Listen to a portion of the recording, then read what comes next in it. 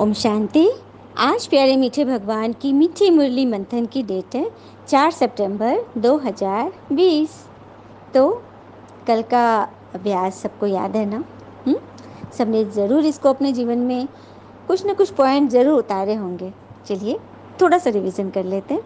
कल बाबा ने बोला था कि तुम्हें अपनी पढ़ाई पर पूरा ध्यान देना है, बुद्धि इधर उधर नहीं भटकनी चाहिए। हाँ, अपना मुखड़ा खुद देखो, आईने में खुद को देखो। तुम डबल अहिंसक हो, तुम्हारी जीत निश्चित है। और समस्या, कैसी भी समस्या हो, विकराल रूप धारण करके आए, लेकिन शीतल बनकर उसे पार करना है निश्चय बुद्धि से। क्योंकि जब हम निश्चिंत रहेंगे ना किसी बात पे कि ये तो होना ही है, ये तो पूरा होना ही है, तो हम जरूर जीतेंगे।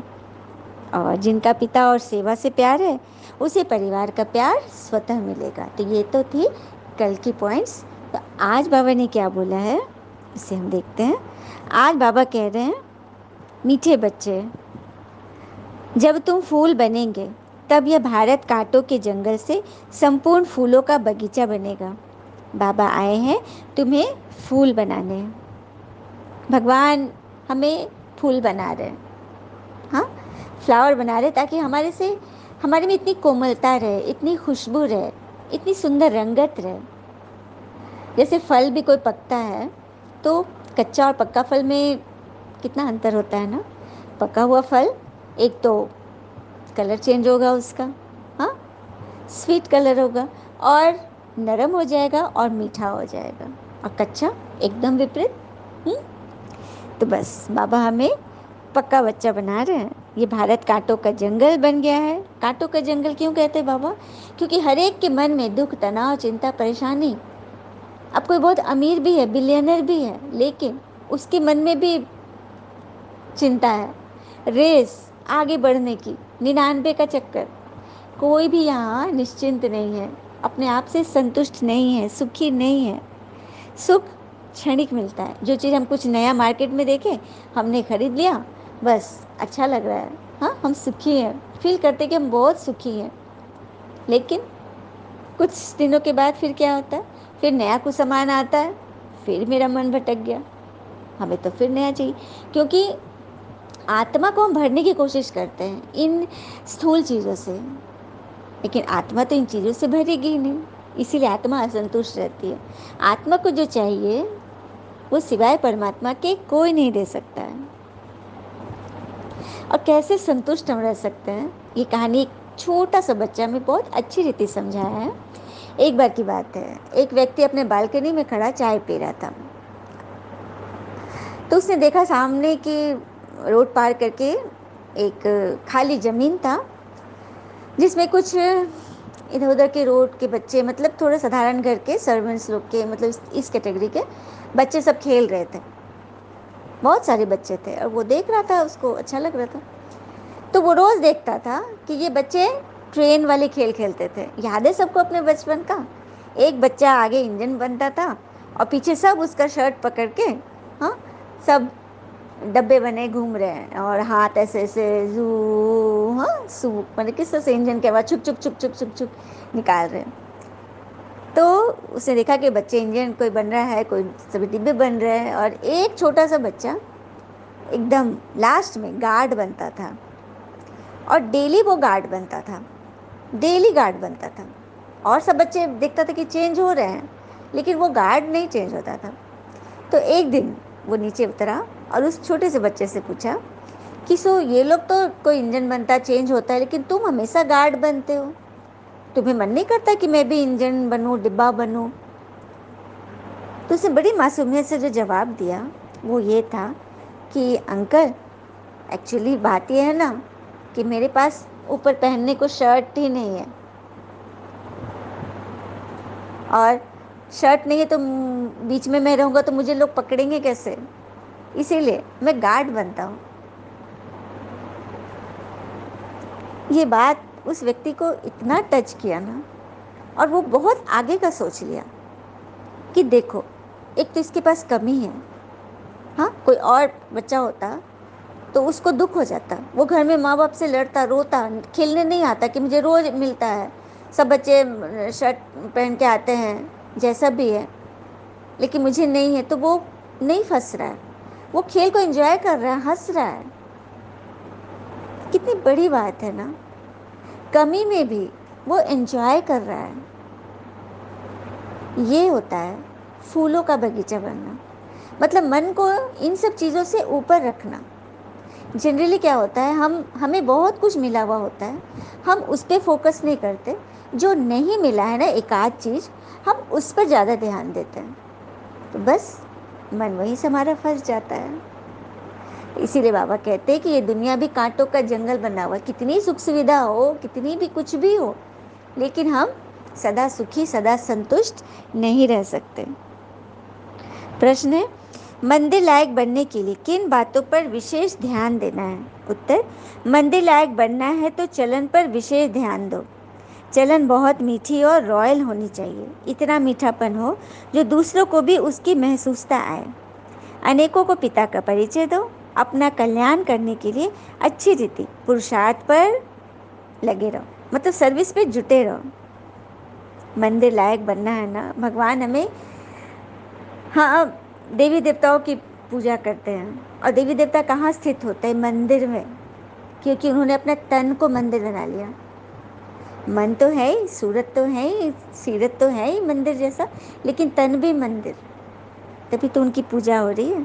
तो उस तरह से भगवान हमें बना रहे। तो चलन कितनी मीठी होनी चाहिए, एकदम रॉयल, इतना मीठा कि दूसरे को भी महसूसता आए। हाँ, कहते हैं ना कि किस तरह से हमें अपने संबंधों में एक दूसरे को लेकर चलना है, क्योंकि ज़िंदगी का सबसे लंबा सफ़र एक मन से दूसरे मन तक पहुंचना है, और इसी में सबसे ज़्यादा समय लगता है ना। सबसे लंबा सफ़र यही है। और संबंध अगर हैंग हो रहा है तो रीस्टार्ट करके देखें, क्या पता एक अच्छा नेटवर्क मिल जाए। उसके लिए संबंध स्विच ऑफ करने की क्या ज़रूरत। जैसे मोबाइल हमारा हैंग होते रहता है, तो हम फ़ोन स्विच ऑफ करके फिर ऑन करते हैं तो वो ठीक हो जाता है ना। तो बस वही बात है, रीस्टार्ट करना है अपने संबंधों को। चलो बहुत खिटपिट हो गई, बहुत ज़्यादा कॉन्फ्लिक्ट हो गया, एकदम एक दूसरे को देख नहीं सकते, हाँ, देखते ही हैमर लगने लगता है दिमाग में, कोई बात नहीं, फिर से रीस्टार्ट करके देखें, लेकिन पॉजिटिविटी के साथ। संबंध को स्विच ऑफ ना करें। हाँ, फिर आगे बाबा बोल रहे हैं, आज की मुरली का गीत है, बदल जाए दुनिया न बदलेंगे हम। इस पर एक बढ़िया सा सुंदर गीत है। बदला नहीं लेना किसी से, बदल के हमको दिखाना है। बदला नहीं लेना किसी से, अवगुण हम तुम क्यों देखे, सच्चे गुण अपनाना है। बदला नहीं लेना किसी से, बदल के हमको दिखाना है। बदला नहीं लेना किसी से। सुंदर गीत है ना। हमें बिल्कुल भी किसी से कुछ भी नहीं लेना है, खुद को बदलना है। बाबा भी हमें वही सिखा रहे हैं। फिर आगे बाबा बोल रहे, तुम बच्चे पिता को याद करते हो तो जल्दी जल्दी ऊपर बढ़ते हो। ये प्रवृत्ति मार्ग है। जैसे जोड़ी को दौड़ाते हैं तो जोड़ी का एक एक पाँव बांधते हैं फिर दौड़ते हैं ना, यह भी तुम्हारी दौड़ी है। कोई की प्रैक्टिस नहीं होती तो फिर गिर पड़ते हैं। इसमें भी ऐसा होता है, एक आगे बढ़ता तो दूसरा रोक लेता है, कहाँ दोनों गिर पड़ते हैं। सही बात है। हमने बचपन में वो दौड़ लगाई थी ना, पैर बांध करके दौड़ते हैं, तो यहाँ भी उसी तरह से आत्मा को शरीर भान की बंधन पड़ा हुआ है, उसी से कभी दौड़ते हैं कभी गिरते हैं। तो वही बाबा बोल रहे हैं, हाँ, गिरना उठना तो बच्चों का खेल है, लेकिन गिरकर जो संभल जाए वही तो बड़ी बात है। और यहाँ बाबा हमें वही संभालने तो आए हैं। फिर बाबा कह रहे कि जब तुम फूल बन जाएंगे और जब समय आ जाएगा तो संपूर्ण बगीचा बन जाएगा। बागवान भी निराकार को कहा जाता है ना, माली भी निराकार को कहा जाता है। सच बात है, भगवान हमारी बगिया के मालिक हैं, बागवान है, और हम बच्चे को बाबा ने माली बनाया है ताकि फूलों को तैयार करे, है ना। बड़ी बात। तो फूलों के बगीचा में चलना है ना, फिर आगे बाबा बोल रहे हैं कि तुम सतयुग से पाठ बजाते बजाते आते हो और अभी तमो प्रधान बन गए, एकदम नीचे गिरा है। फिर जब ऊपर जाते हो तो सतो प्रधान बनते हो। नॉलेज तो सेकंड की है। वास्तव में वह मछलियाँ तार में लटकती है, इस तार में मनुष्य को डालना चाहिए। पापा कह रहे कि जिस मछलियाँ कहाँ फंसती है, तार में वो कुछ दाना डाला रहता है ना, तो उससे मछलियाँ फंसती है। तो बाबा कह रहे कि तुम्हें भी किस तरह से आत्माओं को परमात्मा के नज़दीक लाना है। हाँ, किस तरह से उन्हें ज्ञान सुनाए, उनके मन के दुख दूर करके उनको सदा काल की खुशी दे करके उनको संभाल लेना है, ईश्वर तक पहुंचा देना है, मिला देना है। अनाथ बच्चों को नाथ से मिला देना है, अपने पिता से मिला देना है। हाँ, और परमात्मा का काम क्या होता है वो दिखाई नहीं देते। अर्जुन का दृष्टांत है, जब अर्जुन स्वयंवर के लिए कहा गया था ना कि मछली के आँख पर नीचे पानी में देख करके तीर मारना है मछली के आँख पे, है ना, कहानी महाभारत का दृष्टांत। तो अर्जुन बात कर रहा था श्री कृष्ण से और कह रहा था कि पता नहीं होगा कि नहीं, हाँ, यदि जल हिलेगा तो फिर कैसे होगा। तो श्री कृष्ण ने बोला था कि मैं कुछ नहीं करूँगा, सब करना है तुमको, मैं सिर्फ एक काम करूँगा, जल को स्थिर रखूँगा। और जल स्थिर था तो मछली की आंख एकदम स्थिर थी और उसमें निशाना लगाना अर्जुन को इजी हो गया था। तो बस भगवान हमारे लिए यही करते हैं, हमारे मन को स्थिर रखने के लिए बाबा ये ज्ञान मुरली सुना रहे हैं, ये श्रीमत दे रहे हैं। हमारा मन स्थिर रहेगा तो फिर निशाना लगाना इजी होगा कि नहीं। हाँ, योग बल जमा होगा तो हमारी वाणी में जौहर होगी और फिर आत्माओं को टचिंग होगी। यही तो है। अच्छा, मीठे मीठे बच्चों प्रति भगवान की नमस्ते। हम बच्चों की भी प्यारे शिव पिता को नमस्ते। और बाबा दिल से सभी आत्माओं की तरफ से आपको very very very good morning. धारणा के लिए मुख्य सार है, पहली पॉइंट, रूहानी मिलिट्री बन, 5 विकारों पर जीत पानी है, पवित्र जरूर बनना है, श्रीमत पर भारत को पावन बनाने की सेवा करनी है। दूसरी पॉइंट, इस बेहद नाटक में हर पार्ट आत्म अभिमानी होकर बजाना है, कभी भी देह अभिमान में नहीं आना है। साक्षी होकर हर एक एक्टर का पार्ट देखना है। ये देह अभिमान हमें क्यों आ गया पता है? माया ने किस तरह से हमें फंसा लिया, हमें हिप्नोटाइज किया है कि हम आत्म अभिमानी नहीं, हम देह अभिमान है, बॉडी कॉन्शियसनेस है। जैसे एक जादूगर था, उसने क्या किया, बहुत सारे भेड़ों को पकड़ के रखा था और उसका काम था हर दिन एक भेड़ को वो मार डालता था। तो यह देखकर भेड़ लोग जब देखते थे कि एक मारा जा रहा है तो सारे भेड़ डर जाते थे और वो लोग वहाँ से भागना शुरू करते थे।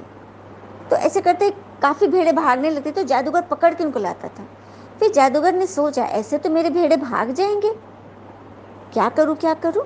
तो उसने क्या कि सबको हिप्नोटाइज कर दिया। हाँ, सबको हिप्नोटाइज कर दिया।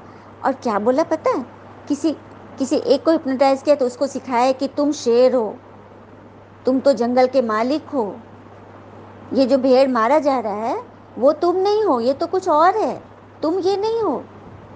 फिर दूसरे को बोल दिया कि तुम तो बहुत बहादुर हो।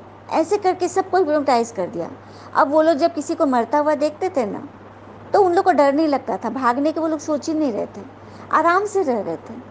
देखा किस तरह से जादूगर ने फंसा के रख लिया।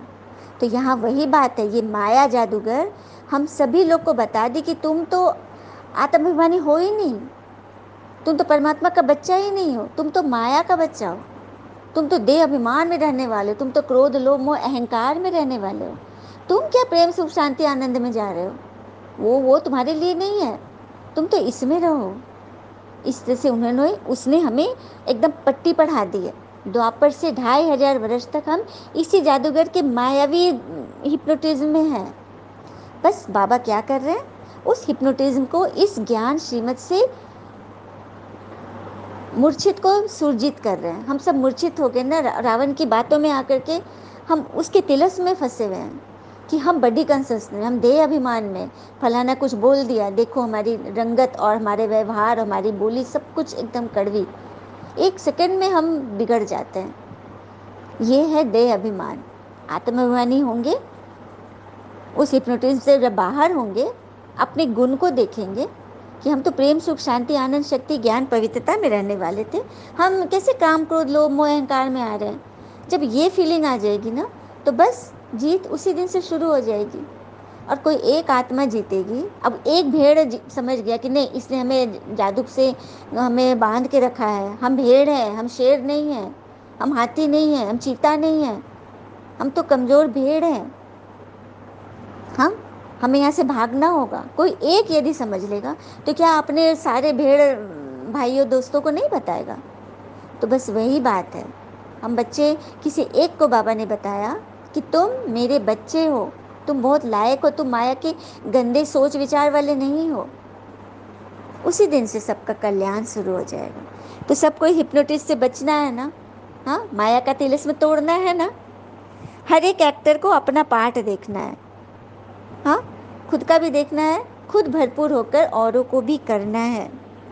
अच्छा, चलिए हम सभी बाबा से वरदान लेते हैं। आज बाबा ने स्वमान पर बहुत सुंदर वरदान दिया है।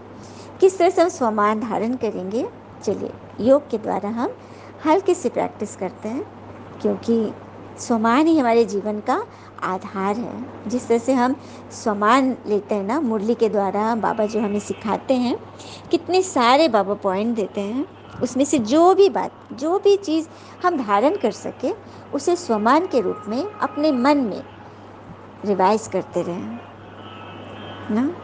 जैसे कि आराम से बैठे, फील करें कि मैं आत्मा भिकुटी तख्त पर विराजमान मास्टर सर्वशक्तिवान आत्मा हूँ। जैसे हमने सुबह सुबह अपने मन में फील कर लिया कि मैं आत्मा तो मास्टर सर्वशक्तिवान हूँ, मैं आत्मा अवतरित आत्मा हूँ, मैं इष्ट देवी हूँ, मैं संतुष्ट मणि हूँ, मैं एवर प्योर हूँ। इस तरह से मैं आत्मा अपने आप को एक स्वमान में टिका लें और सारे दिन के कार्य व्यवहार में उस स्वमान को याद करते रहें। तो इससे क्या होगा, स्वमान हमारे नस नस में रच बस जाएगा और हमारे सबकॉन्शियस माइंड उसे रिसीव करके उसी अनुसार मेरे जीवन को सुंदर बनाएगा। हम स्वमान में रहेंगे, मतलब आत्मा को उसकी सीट पर बिठा के रखेंगे, तो शरीर में कितने भी कुछ, कोई टोक रहा है, बोल रहा है, कोई विघ्न आ रहा है, परिस्थिति आ रहा है, हम उससे ऊपर उठ जाएंगे छोटी छोटी बातों से। क्योंकि टक्कर हमेशा छोटे छोटे पत्थरों से लगती है, पहाड़ से नहीं लगती है। छोटी बातों में ही हम फंसते हैं, तो उन्हीं से हमें ऊपर उठना है। हाँ, यही तो बाबा हमें सिखा रहे हैं। कहते भी है ना, भावनाएं ही तो है जो दूर रहकर भी अपनों की नज़दीकियों का एहसास कराती है, वरना दूरी तो दोनों आँखों के बीच में भी है।